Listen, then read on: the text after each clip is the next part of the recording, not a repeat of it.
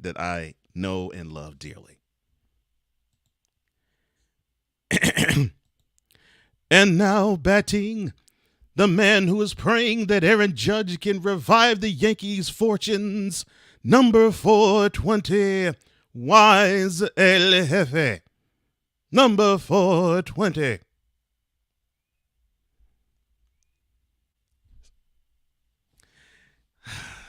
And it is wonderful to see you, but unfortunately, it is not wonderful to hear you. As we are joined by Wise El Jefe of Papa J and Wise El Jefe of Mentality Can of you hear Stuck me in My now? Mind. Can And you hear yes, me now? and yes, Puerto Rican Verizon man, I can hear you now. Yes. What? So what I said was, uh, yeah, even with Aaron Judge, we need way more. So I'm over it. Well, the trading deadline's tomorrow, so I mean, the Yankees might have a trick up their Start sleeve before selling. then. Not selling. Go the Mets route and just start selling them. Why would you want them to be sellers this year? Why not? It's not. They ain't going nowhere. They are not going any. They. I think they're in last place in the division. Yeah, no, Mm-hmm. yeah, no. And we're above 500. That's what's the shame is. It's Yeah, like we're we're bad, but we're not that. But we're not you're not Mets bad. horrendous. Yeah, You know. no, exactly. That's what I'm saying. The Mets, they don't stand a chance, but the Yeah, they need to Yankees, fight. They need to sell everybody.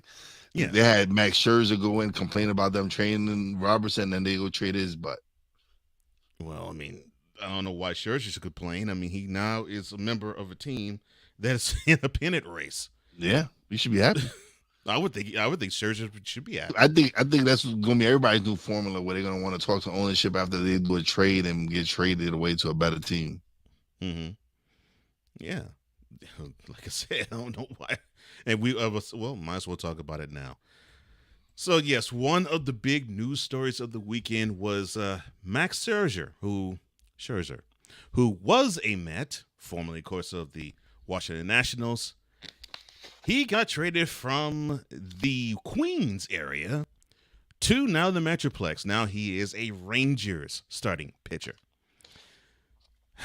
Yeah, Now the he deal, is. which the Mets covering all but 22.5 million owed to him, it became official when Scherzer waived his no trade clause and agreed to exercise his $43.3 million player option next year. Now, of course, the Rangers get him for prize prospect Luis Angel Acuna.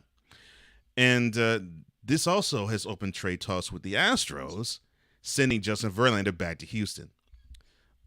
But before I continue, sir, I just have this to say. Bishop, should the Astros trade for Justin Verlander to be back after he basically spurned the team, winning his second ring with the team? Hell no. To the no, no, no. Hell to the no. Hell to the no. To the no, no, no. Hey, listen, man. People can repent. People can repent. You being the, the in the jar, you know this. Sometimes I dislike you.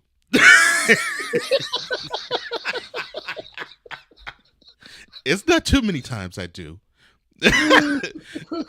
But you have a wonderful point, though, man. Uh, you have a great point. To me, I just felt as though Verlander wanted to get his last bag, and I'm thinking, come on, dude, you are you are basically in the December of your career when it comes to baseball. You might as well just take whatever the chips you're gonna get and retire and ride off into the sunset. So you can't really get mad at him because he took Steve Cohen money. Because a lot of people took Steve Cohen money and it didn't work out. It's how can I put this? Hmm. Um yeah, they suck. Like they really suck. they really thought that it would. Because all right, Hmm. they trying to do what Steinbrenner did in the '80s, where he was just throwing bags at everybody, That's and the exactly what I was thinking. and the Yes. Yankees were straight trash. They were straight trash, even though they won the most games in the '80s. They was still trash. They didn't win any titles.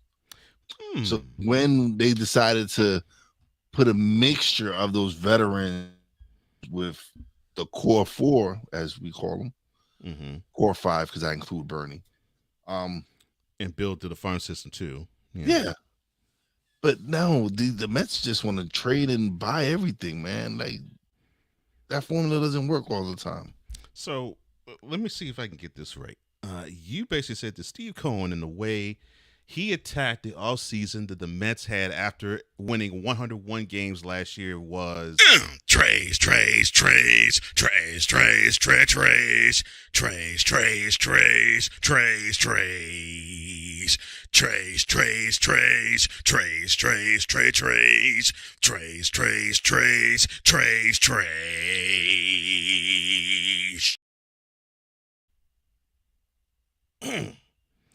You know something, Wise? I have to give you mad credit. I'm glad that you actually saw as well. What I actually saw with Steinbrenner in the '80s, because I was thinking this guy is just writing checks. Yeah. Oh, listen, I suffered in the '80s being a This guy's Yankees just writing fan. checks. Listen, I suffered. Mets was celebrating in the '80s. They got the World Series in '86. They were Hmm. pretty good in late '80s, early '90s, Yeah. and then the wheels fell off, Right. and Doc and everybody left, and so yeah, so Came back and won a World Series with the Yankees in the mid '90s, no less. yeah, yeah, no. But yeah, It, I'm like, why, Cohen? Why are you just throwing money away? well, he got money. He has money to throw away, obviously. So he was throwing it. He threw it instead of throwing it at players like Marcus Stroman, Chris Bassett, Hmm. prior to his injury, Jacob DeGrom. You go and you throw it at 90-year-old Verlander, Thank you. and it's to win. When your front start two pitchers are old as dirt, like they probably were around when Jesus was like playing. Like that's how old these two pitchers are. Thank you. Exactly. That's why with my not so forgiving or repentant heart for this situation, that I feel is the Astros wasted their time to get a Justin Verlander for a rental. But I will work on it. You know, God know my heart. Yeah, no, see, he's repentant. Believe me, he's like, damn, I shouldn't have taken that money. Should have stood my butt in Houston, where it was nice, where I knew I had a shot at winning. Maybe wouldn't have got the kind of money they gave me, but hey, Yeah, I earned a lot of money in my career. yeah, Now it's just should be now she just be focusing on winning, and so that's what yeah, happens. yeah. And I get he was a little butthurt because he learned that he no longer is the ace of the staff. Now that's Framber Valdez. I get that. I understand that. I understand it in his heart. He still feels as though he is an ace pitcher. And I can't knock that. Like, listen, I don't knock anybody's confidence. I don't knock anybody. He felt he was the number one. Mm-hmm. It was a bad feeling, but hey, like just like I I, I don't I listen. Mm-hmm. I'm like that big brother that look at his little brother and tells him something, and that little mofo go still do what the complete opposite of what you told him to go do. Right. Mm-hmm. Yeah, so I don't feel sorry for the Mets whatsoever, whatsoever, because they were battling for the headlines in the background, and Oh gosh, January, February, March, they most certainly were. yeah, Oh my and nothing, gosh. nothing. No Carlos Correa, Verlander was a bust. I don't even know if Buck is gonna have a job at the end of this year. Man, yeah, okay, well, fine. I guess I might as well ask this question since the Mets had to be sellers in this year's trade deadline. How do you see the offseason this coming year shake out for the Mets? Oh, I don't see them spending like that. And again, I think he kind of learned his lesson. Like, yeah, maybe I shouldn't be throwing money like that at people and start really building a team. And they got some pretty good players in this farm system. So, because that's what I was thinking. I was like, okay, you won over 100 games last year. I mean, so you have good pieces. Why don't you build around them? And I mean, that's what I was thinking, but no, he wanted to strike while iron's hot. Thought, okay, I'll throw money at this situation, get this big time free agent ticket, this big time free agent ticket. We can have a ticker tape parade in Manhattan. that was the plan. That was the plan. However, but at least he learned his lesson. At least it didn't take him to the end of the year to realize this. He understood this in July. So I'm happy that he really did. But did he really learn his lesson? We'll find out. We'll find out at the end of the season and the off season starts, and we'll see what free agents they sign, and then we'll see if he really learned his lesson. All right, well, duly noted. Okay, we'll see if he has fully learned his lesson in the off season and if he still is throwing money at issues and problems. But the Rangers should be happy. They had to see Jacob deGrom go out for not just the rest of this year, but possibly for all of next year. And now they have an ace that they can rely on since they haven't had one in 3 months in Max Scherzer. That race in the American League West is going to get mighty interesting as there's only one game separating the Rangers from the Astros. And don't look now, but the Angels are climbing their way back into the race too. Yeah, I thought they were going to be sellers for sure, but they decided to keep Ohtani. I think they feel they got a chance of re-signing him, which if I was them, I would want to re-sign him because he is the best player in baseball. He is the most exciting player in baseball. So why would you want to give that up for prospects that you don't know if they're going to pan out? Good. You got him at the prime of his career, sign him. Yeah, you're right. You're right. That's a good point. And I guess we'll leave it there. Well, good luck to you Mets as you try to pick your face up off the ground and try to salvage something of a horrible lost season.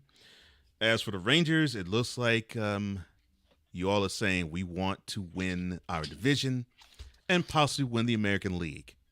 But you got to hold off the defending champs. And it looks like you have understood it is a mighty hard task to do. When we come back, speaking about hard tasks, Errol Spence, you had a real horror task Saturday night. Poor fella. You were game, but whoo. This is Snowman in the Morning with Cole Johnson. We're joined by Wise El Jefe. We'll be back in 2 and 2. This is Snowman in the Morning.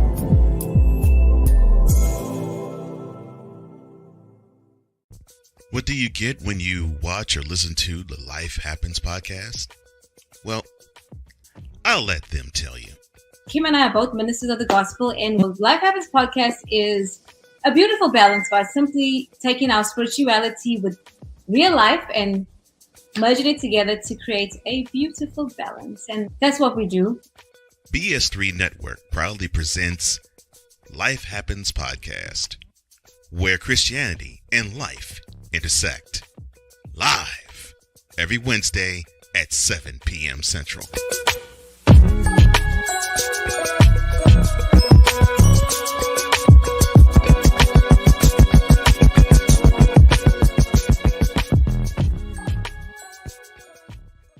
Here's Here's an important message from the Diabetes Solution Center. Do you like pricking your fingers to test your blood sugar levels? No one does, but it's important to maintain your health. And now, by wearing a small remote device called a continuous glucose monitor, or CGM, you don't need to prick your fingers anymore. It's easy to use and helps you make more accurate diabetes treatment decisions. If you are testing your blood sugar 3 or more times daily, injecting insulin, or using an insulin pump, call the Diabetes Solution Center right now. And if you have Medicare or most major insurance coverage, you may be able to get a new CGM at little to no out-of-pocket cost. Shipping is free, and we'll even bill your insurance company for you. If you are testing your blood sugar 3 or more times daily, injecting insulin, or using an insulin pump, call the Diabetes Solution Center right now to learn how to end the painful finger sticks and get your own continuous glucose monitor, or CGM, at little to no out-of-pocket cost.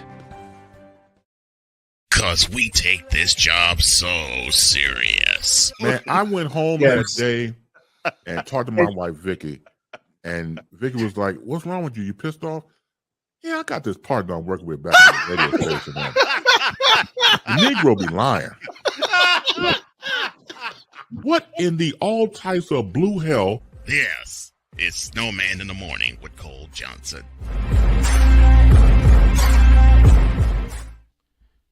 .22 after the hour, after the second hour of Snowman in the Morning with Cole Johnson. I am Cole Johnson. I'll be joined by Wise El Jefe. Okay. I was kicked out. Yeah. Something happened over here on my end where I got booted out. Oh, okay. I was like, I know I didn't do that. But anyway, joined by my mentality partner, as VLock83 says. Yes, mentality time. And yes, it is. No matter when or what, we always have a good time being on the mic together and being on screen together. As we go into the Fanatic Feedback Zone, Ryan McCarthy, wonderful job, sir, on the Coffee and McCarthy segment. He says, Buck's going to be yeeted into the sun after the season ends. Poor Buck Showalter. Sig Dickey says, look, Cole, some people can only learn the hard way and others don't learn at all. You have a good point. Oh, he also says, I didn't know Wise was born again.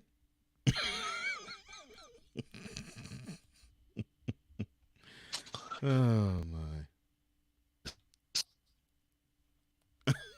Playmaker. I was actually rebaptized a few years ago. So yes. Awesome, bro. Awesome. Playmaker, what's up, man? He will not join us tomorrow. I would love for him to, but we will not get a dose of the Playmaker as we normally do every week. He says Wise wants the quick ending, not the prolonged one. Talking about the Yankees. Yeah, I've moved on. It's football season already for me. See, that's why I introduced you the way I did Friday, because I figured you were thinking Giants and not thinking Yankees. Yeah, I'm over it. Like, this season is a wash for me. So I'm not gonna waste my energy, or rather my Giants, till they start focus on the next. I'm about to say, until they don't do what you want, and then it'll be like November, and then you're all about the Knicks. Oh my gosh. Just about. That's how it's been the last 15 years. Oh my gosh. Something like that. Yeah. The last time a man has felt joy in the sports realm, 2009. Yeah. Yes. Wow. Oh man. Okay. Well, hopefully. Oh no! Wait, no. Yeah, was it 2009? Yeah, that's when they both won last. Yeah. Mm-hmm. Yeah, because no, I take it back. 2011. Yeah, February 2012. That's the last time you felt joy. There you go. Yeah, real joy. Yeah. Then the kind of joy. Mm-hmm. Sorry about that. It's still. Yeah. It was better than what they usually do. True. Yeah, the last time you felt joy about the Yankees was 2009. But yes, the last time you felt joy, period, of any sports team love that you show was February 2012. Yes. The 2011 season. Yes. With the Giants. I'm sure Patriot fans remember that day. Oh my gosh. Oh, and for those who wonder why I'm laughing hard about that, here's why. The following is a public service announcement from Wise El Jefe. Boston. This has been a public service announcement from Wise El Jefe. I've been good. I know. I've turned a new leaf. I no longer curse at Boston. I leave them be. But yeah, I'm good. I'm doing good, man. I'm behaving. I said I was gonna be nice to Boston, and I have. I haven't attacked anyone. You haven't yet. Not yet. No, not yet. No. I'm waiting for somebody to Boston to mess up though. Waiting. Because then I know. Then it's like, see, I tried to be good, and yeah, keep pulling me back in, and so. Oh my gosh! Oh Lord, you and your eternal hatred for Boston is hilarious.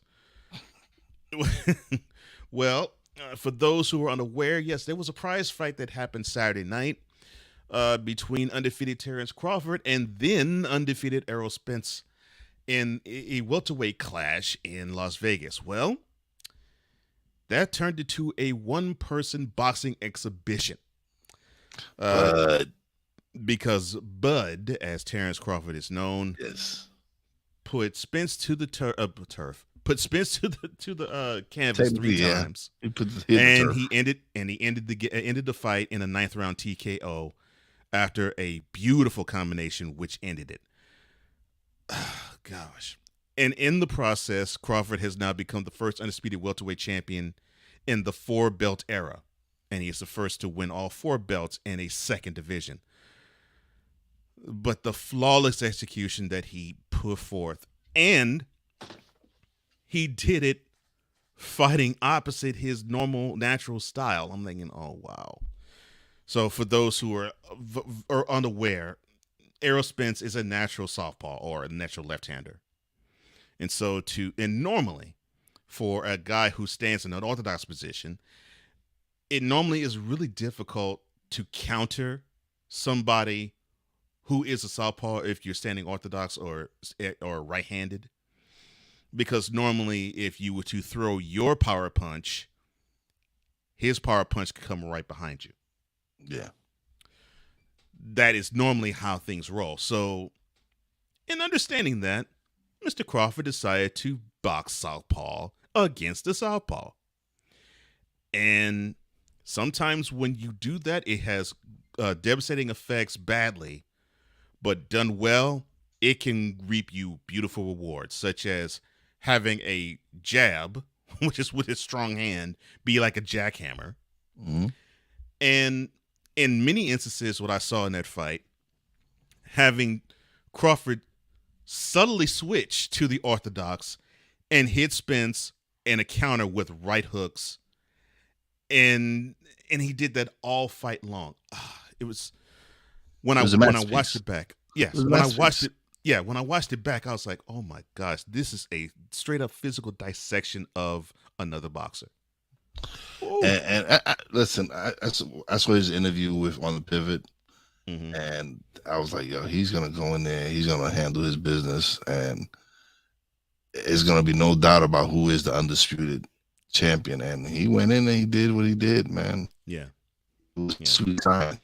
Yeah. Like what makes I used to love boxing when they had the Hagler Hearns fight and the Hearns Hagler fight and the Leonard Hearns and this is when you had all the super fights, the mega. Yeah, we haven't really had anything like that. We usually get them later on when at least one of them is past his prime or whatever. Right. Like we got both of them in their prime. And this is what boxing is supposed to be like. These super fights like this are supposed to be happening on the regular, and they just haven't happened in the last 15 to 20 years. Like they have not really been any. Like even when Mayweather Pacquiao, both are past their prime. Yeah, it wasn't like it was different. Mm-hmm. Yeah, both past their prime, and that fight should have happened about at least 5 years before, if not 6 or 7. Before that, yeah. Yeah, but it should not have happened in 2015. Man, but it was just a beautiful display, and yeah, Crawford reminded me, and you mentioned him, Hagler, reminded me of Marvin Hagler because he normally fought southpaw, but he could switch, and he subtly switched, and Crawford did that, and man, Spence stood no chance in that. Ooh, gosh, he could not. Was it He had that no answer bad? for any. Was it that bad? Yeah, Errol Spence stood no chance in defending None. whatever power punch Crawford threw him, because every time Spence threw, Crawford countered, and he countered very fast, Yeah, he did. and it was Yeah, he did. brutal. It was Well, brutal. Well, I before I have a piece of breaking news for you guys. And okay, y'all well, are gonna go. but before we do that, I would like to introduce to you to the guy who is the founder of Snowman Multimedia, one half of Snowman in the Morning. He is the play-by-play extraordinaire known as Brian Snow, but you can call him Snowman. Thank How are you. sir? Thank you. I am doing good, and now you're a breaking piece of news. breaking news.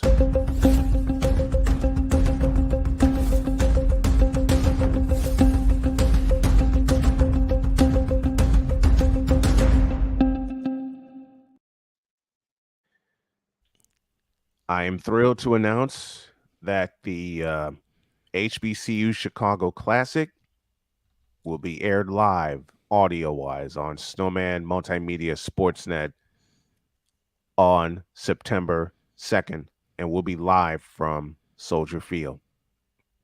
Just finished the call. We got the green light, and I'm so excited, and it could lead to a Southwest Athletic Conference game of the week. They're very interested. They want to run what they want to run with this. They said Chicago will be a test run, and they believe that a mega deal will get done. So we'll be live in Chicago the week of Labor Day, and September 2nd, we'll be live from Soldier Field, providing play-by-play for the silver anniversary of the Chicago HBCU Classic. There's your breaking news for this morning.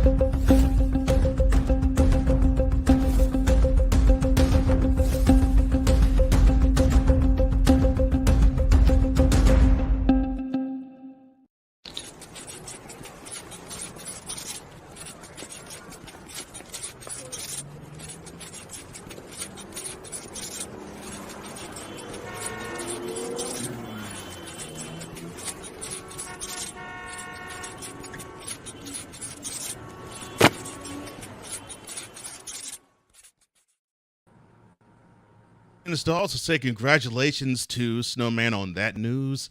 Is on the Invader Coffee line, Jay Spivey, as we enter Spivey Notes. Good morning, sir, and how are you doing? Good morning, gentlemen. How are you? Well, I'm doing good, great, and man. Brian is ecstatic. I hear that. Congratulations. I'm over the moon excited for this. Now, do you have the power? Since you apparently have some power now, do you have the power to send me back to the beach? Because I've been back for 3 days and I missed it. Oh, you missed the beach already, huh? Oh my goodness, I missed it as soon as I left the hotel. I wish I had that power, man. I wish I had that power. Real quick, let me say happy birthday to my baby boy, Dakota. He is 25 today. Oh, my word. Happy birthday, brother. Yep. He is Happy 20, birthday, Dakota. he is 25. I'm 25 too. Yeah, Man, some days I wish I was 25 again. Me too. 25. I think my back is wanting to say you need to be back at 25. Boy, if anybody gets that, it would be me. I get it. After what's happened the last 2 years, I get it, man. Mm-hmm. Yeah. Oh, yes. Oh, yeah. All right. So tell me about the wonderful news that came across of Bryce Young officially being the starting quarterback for your Carolina Panthers. Listen, I know we're in this day and age of, for some unknown reason, having to name a quarterback as soon as possible. But couldn't this wait a minute? They just stepped on the field last week. Yes. Have not even had a Yes. practice. At least And have not had a preseason game. That's what I'm saying. None. At least see him None. do it in a preseason game. At least. And to be honest with you guys, you know how things are going preseason games. I'll be shocked if he even plays a preseason game. I'll be shocked too. I'll be shocked if he does a snap. I'll be shocked if he gets a snap too. He won't. Yes. He'll be the game. They'll be the week 1 starter, and he won't take a snap in preseason. I wouldn't be at all surprised to see that. Nor would I. I wouldn't And be surprised at that either. I mean, listen, I think preseason games are important. There are a lot of people who think otherwise, but the way they're treating these games, I mean, I know there's only 3 now, 4 if you play in the Hall of Fame game, but I mean, they're treating these games like they mean absolutely nothing because none of the regular players play in them anymore. No, and it's funny you mentioned that. When I saw that Joe Burrow last week was getting carted off the field. Yep. And thankfully it's a strained calf. The next words I said was, if he sees one snap in preseason, I'd be shocked. No way. Because the next time he'll be under center in the field, it will be the first Sunday in It'll be week 1. It'll be second Sunday in September. He's not going to. No. He's not even going to practice till he gets this contract signed. Nope. And the same goes with Nick Bosa, but they're working out a mega deal for Nick Bosa. They're not letting him go anywhere, even though they signed Javon Hargrave to boost that defense. Well, nor should they. Bosa's great. The heart and soul is Nick Bosa, and everybody's throwing rumors around. Oh, Nick Bosa is going to go elsewhere. No, he's not. No, he's not. Yeah, unfortunately, I know we all love that. I live by it every Sunday. Mm-hmm. But the way the seasons have gone the last however many years it's been now, the first 4, 5, 6 weeks is basically preseason now. Yeah, it is. And it takes until mid-October to really get the season going because the tackling's terrible. Yep. They're totally out of shape. You see they're just gasping for air. Even though they're saying they're in shape, they're not. No, they're not. They're not in football shape. No. And it takes them 6 to 7 weeks to really get in football shape, and by that time, you only got 10 games remaining. Right. Yeah. Timer routes are not all in there. All there. Yeah. Mm-hmm. And of course, the quote unquote experts will judge a team on what they do the first 6, 7 weeks of the season anyway. No. Yeah. So we don't have to say anything. The 4 of us do not have to say anything about what the quote unquote experts think because it's going to be wilder than all get out. Look. Well, because the first 6 weeks of the year, y'all. Listen, I'm talking to gentlemen and to people who have followed the NFL. If not as long as I have, they're getting there. And I followed the NFL for 4 decades, almost 4.5 decades. You can't tell me with the way this has become a quarterback league that the pundits will judge a team's in-season success on what they do the first 6 weeks of the season, even though there's 11 games left. I'll put it to you like this. If the first 6, 7 weeks of the season really mattered, then the Lions must have really sucked. Exactly. Because they went 8 out of the last 2. Playmaker, that's for you. You know why I'm saying it. Of course, it's 8 out of the last 10. But yes, I mean, the Lions reeled off 8 out of the last 10. They ended up being the darlings of the league, even after Hard Knocks. And now that basically earned them a primetime slot the first game of the season. And going to get slapped, too. Going to get slapped that night, too. Yeah. They're going to get a major dose of reality that night. People judge the same about the 49ers when they went 3-4 after Kansas City beat us down in Santa Clara. No one expected Frisco to win their last 10 games and get all the way to the NFC Championship. Even though we hosted the wild card, even though we hosted the divisional round, there were still some pundits that picked against San Francisco. In 7 of those 10 games, he was led and started by a rookie quarterback named Mr. Irrelevant. Yep. Yeah.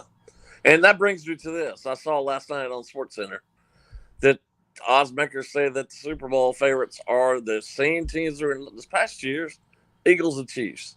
Now, I have no problem with the Chiefs. I think they probably are the favorite in the AFC. Yeah, they are. But the Eagles lost a lot of players and coaches through free agency and coaching changes. Mm-hmm. They did. No way are they the favorite, in my opinion. Mm, In the NFC. No way. it's And hard for me to. do we honestly think that Jalen Hurts is really this great quarterback? Great quarterback, no, but a Don't you quarterback think that's a on the lot of come up, coaches have yes. schemed all summer? Well, yeah. As I was saying, he's on the come up, and now I think he's going to have to deal with a lot of defenses that are going to try to counter a lot of what he normally is comfortable doing, because he's still comfortable running the ball instead of throwing the ball. And so then we'll get a chance to see if he's going to evolve further. Now, in terms that's the thing about Jalen Hurts I want to see if he's going to evolve further, because he took his team to the Super Bowl. They lost, but he took his team to the Super Bowl. Now, can Jalen Hurts take that next step? Can he repeat or add on to what he did last year? Now the problem with I don't really see another team. I can actually see the Eagles still repeating as NFC champs. I just don't see another team that could usurp them yet. Mm-hmm. Maybe the Niners, maybe the Cowboys. No. Don't get on that hype like everybody else is doing. The only team that can compete. Maybe the Lions, with all the dots. Understanding why I'm saying the way I'm saying it. Maybe the Giants. I mean, it's maybe with every other team that you're going to throw at as a contender to unseat the Eagles. Mm-hmm. And it's nobody in the South. Absolutely nobody. Oh, forget the South. That division is a dumpster fire. It's horrible. Who are the feature quarterbacks in the NFC South? We've got a lot of rookies. There'll be a lot of rookies. Derek Carr is your marquee quarterback by far. It's not even close. Mm-hmm. And former number 1 pick, Baker Mayfield. Baker will be in Tampa this year. I said marquee. I didn't say run of the mill. Baker Mayfield was run of the mill when he got to the NFL. But yes, but to your point though, Wise, the starting quarterbacks of the rest of the division feature Baker Mayfield, Desmond Ridder, and now number 1 overall pick in 2023, Bryce Young.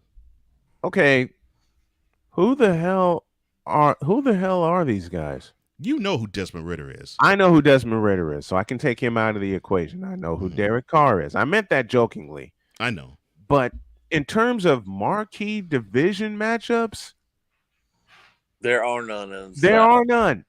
None. There are none. My question is Derek Carr. And Derek Carr is going to get absolutely pulverized. Because, and I've said this about every team that thinks they can compete but won't, and I said it Friday in my previews. 3 simple words. No offensive line. None. And that means they need Alvin Kamara to step up. And that's really hard to do when you have no offensive line. None, man. There is no offensive line with any of these teams. None of them. I mean, who the hell is Tampa Bay going to protect? Who the hell is Tampa Bay line going to protect? Certainly not Baker Mayfield. Baker's great. Y'all know that. Says who? I'm just kidding. Who told? I know you're kidding, Jay. I gotta say it though. Who told this lie? Oh Lord. There are a lot of people who probably think he is good. They say the same about Dak Prescott, but that's a whole nother program in and of itself. Listen, because of the Cowboys hype on every channel, everywhere, every time. Yep. All we ever hear is Dak and Jerry Jones and this and that. What have they won? Absolutely nothing. And who actually believes that they're going to all right, who actually believes they're going to be in the NFC Championship game for the first time in 28 years? Not me. Not me. Ain't no way. Okay. I've been asked by the moronic Republic of Cowboy Nation. Thank you. Thank you, Victor. That's a great, Thank you, Victor. great You label. realize, Cole, you realize you're gonna have to visualize that somehow, especially with football season coming around. You have to visualize that now. Just like you did for a certain segment we do on Wednesdays. I'm not allowed to cuss, but you have to visualize that now. The Moronic Republic of Cowboys Nation. I love that. Thank you, Victor. Listen, Jody going out the door said, listen, no cussing today, especially when you know who. No. And I said, yes, ma'am.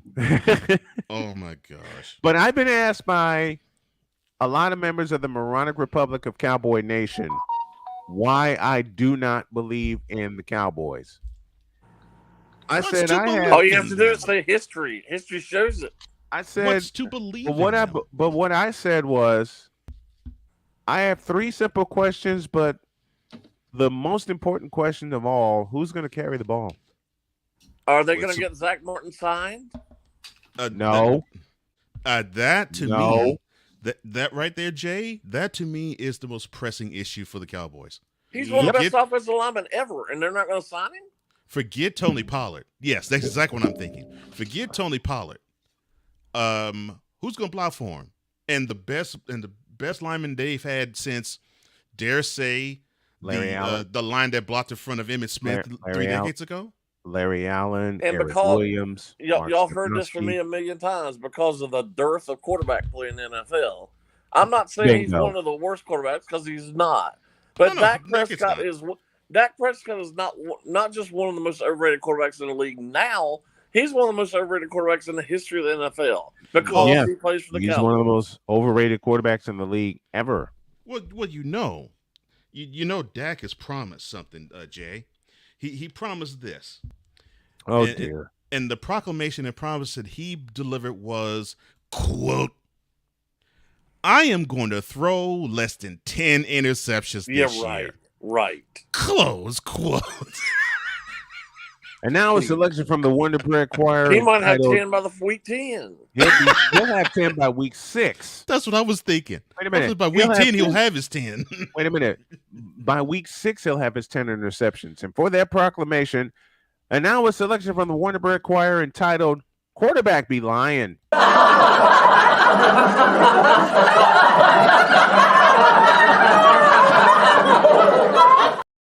Speaking of teams with offensive line issues, which is all of the NFC South, which is the Cowboys, and I've had people from my hometown, and Jay, I'm going to hear you and the rest of the chat and my partner laugh uproariously for this statement.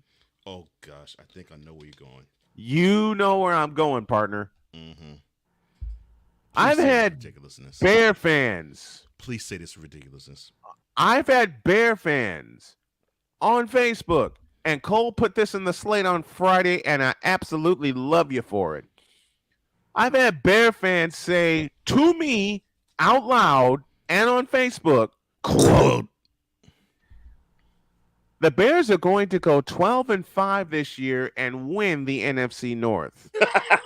Close quote. And with that, Jay, laugh your butt off. I'm going to go back to overrated again. What has Justin Fields done that makes people think he's going to be the greatest thing in the world? I've heard this a lot about how much they think how good he's going to be. What has he done that's so great? You know what, I can answer that. I can answer that question. Nothing. I can answer the question. I haven't seen it yet. What do you? I can answer the Moronic Republic of Bears Nation. I'll take any example. Show me where the examples are, because I haven't seen it. Here's why. And I'm doing this. I'm putting this lob to you, Jay, for the statement that I want you to say after I actually put this out there. Many people are seeing Justin Fields and they're saying to themselves, wow, he has an arm and he runs even faster than Lamar Jackson. To which he's going to get hurt. He's probably gotten hurt a few times already that we don't even know about it. No, he's already been injured a little bit. He has been injured. He's going to get hurt. Where's the coaching? Where's that? Non-existent. Where's the line? Non-existent. That I mean, that line is also- 300-pound mannequins. 5 of them just stacked in front of them. Lamar Thank you, Jackson thank you is for a that. special type quarterback. There's That only he a few is. guys who can do that. Justin Fields, despite his athletic ability, you have to be able to throw the ball at some point. You have to. And I have not seen it, and yet all these people talking about how wonderful he is. He wasn't great. Listen, he was good. He was the top-ranked quarterback in high school football coming out. Mm-hmm. He couldn't even see the field at Georgia. Right. Then he goes to Ohio State.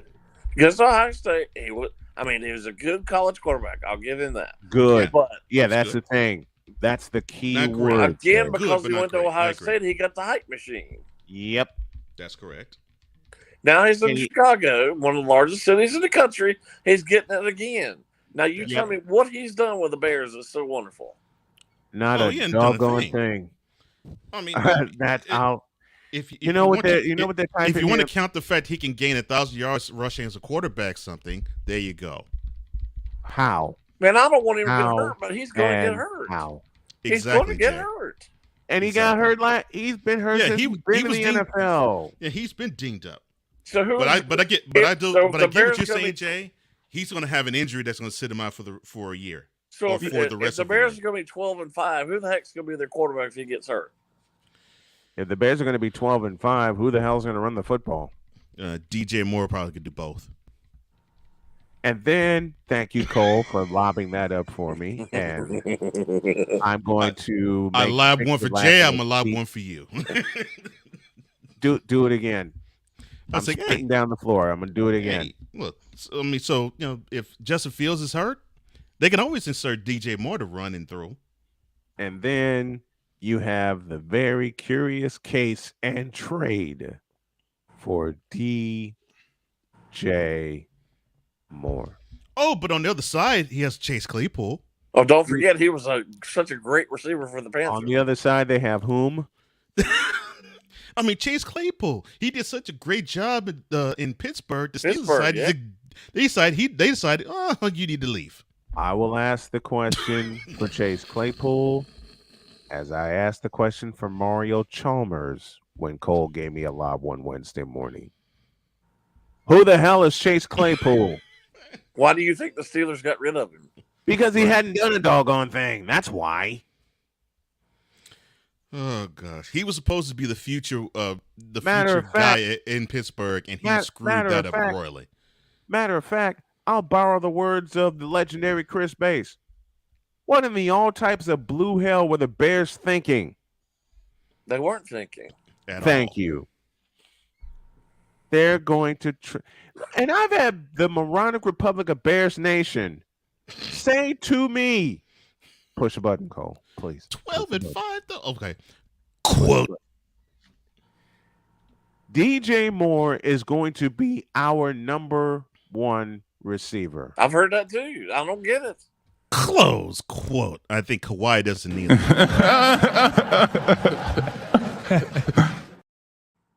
You are leaning on DJ Moore to be your number one receiver when you haven't had a number one receiver, dare I say, since Muhsin Muhammad.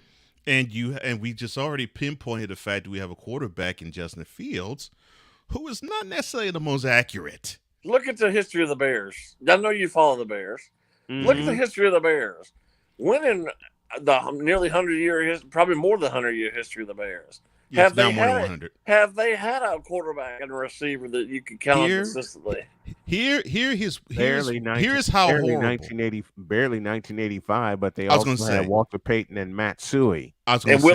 Willie Gall. And He- Willie- he- and yes, Dennis I was McKinnon. going to say, in the more than one century of the Bears, the best quarterback that team has ever had was Jim McMahon. Jim McMahon.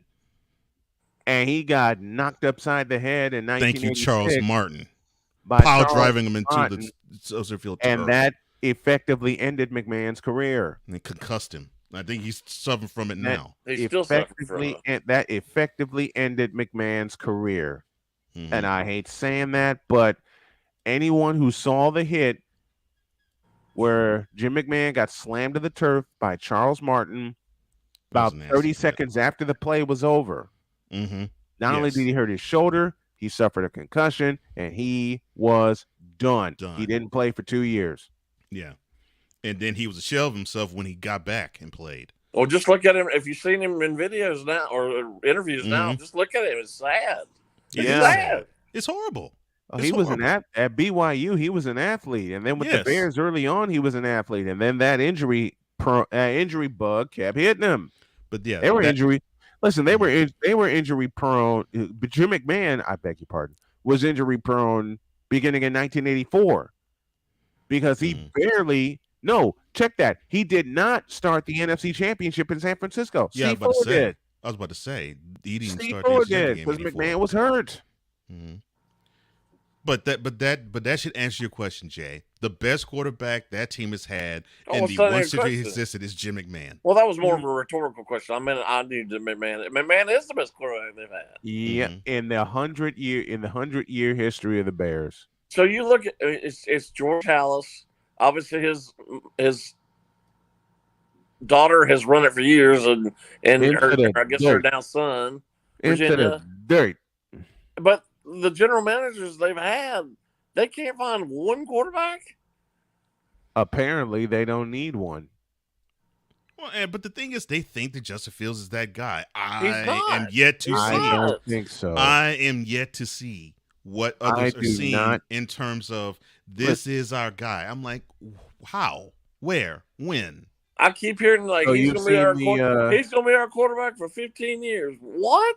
He can't last that long if he's going to run as much as he does. So y'all have seen that ridiculousness too? Oh yeah. Yes.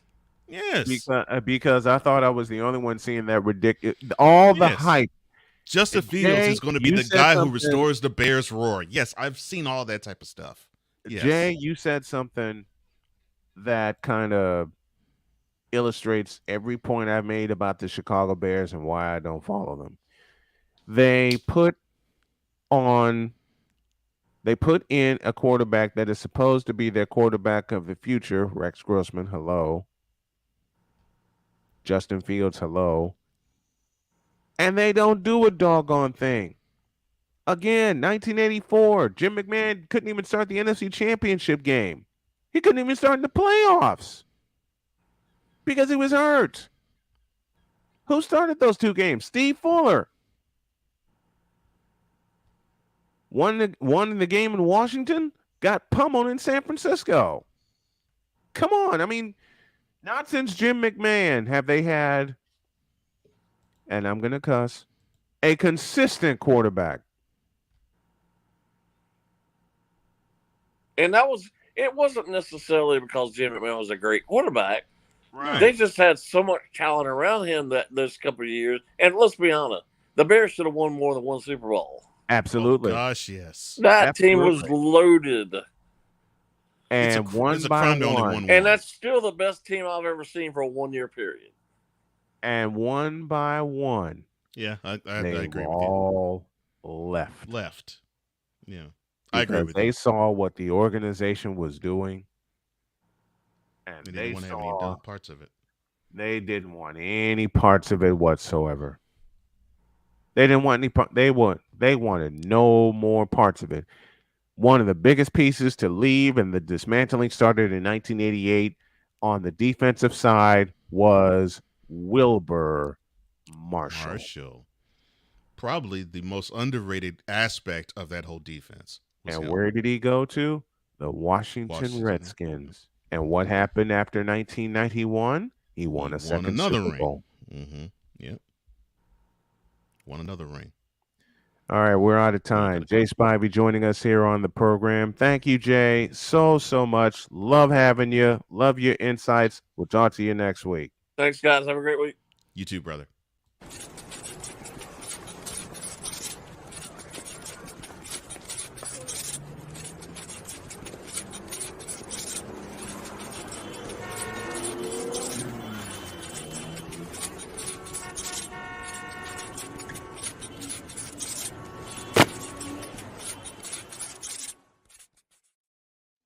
We got to go. Have a great day. God bless. Remember to make your next move your best move. And always remember, if your dreams don't scare you, then they are simply not big enough. One of mine came true. Every one of y'all's can come true also. God bless y'all. We're out of here. We'll see you tomorrow. See ya.